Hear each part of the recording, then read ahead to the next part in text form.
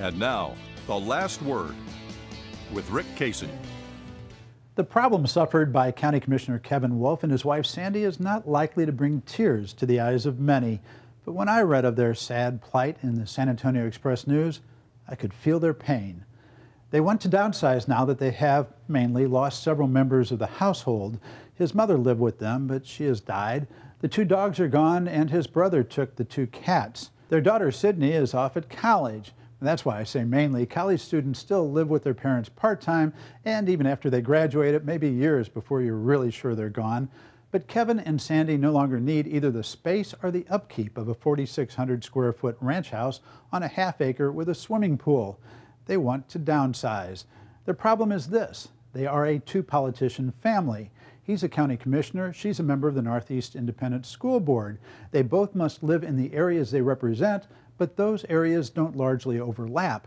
In total, they have about 4.5 square miles to choose from, and virtually none of those square miles include what they want. Her ideal of a tiny 2-bedroom, 1,000 square foot abode she would love, or a somewhat larger 2 or 3 bedroom house he fancies.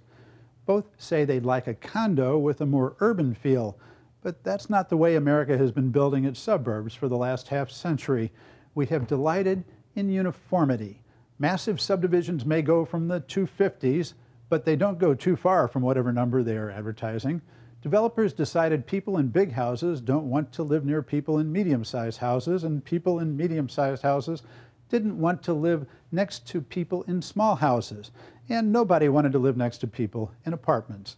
The reason I feel the Wolff's pain is that I have been lucky enough to know what they are missing. My wife and I both moved into what became known as Baja King William as young renters before we could afford to buy houses.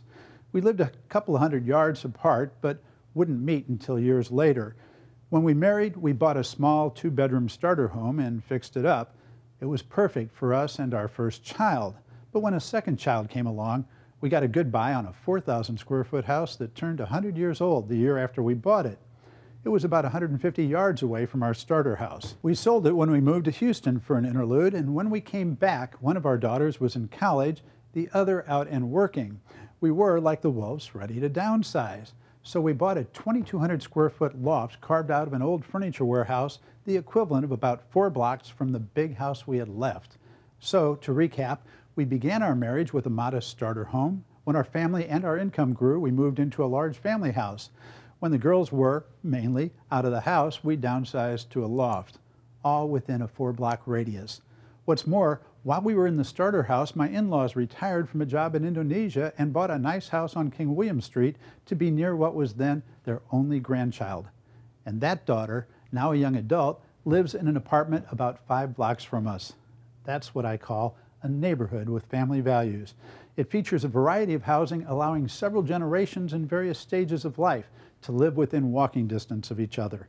King William isn't the only area that provides such choices. Alamo Heights does also. So for those with a more limited budget, do such neighborhoods as the Jefferson area. But few suburbs of the past 50 years do.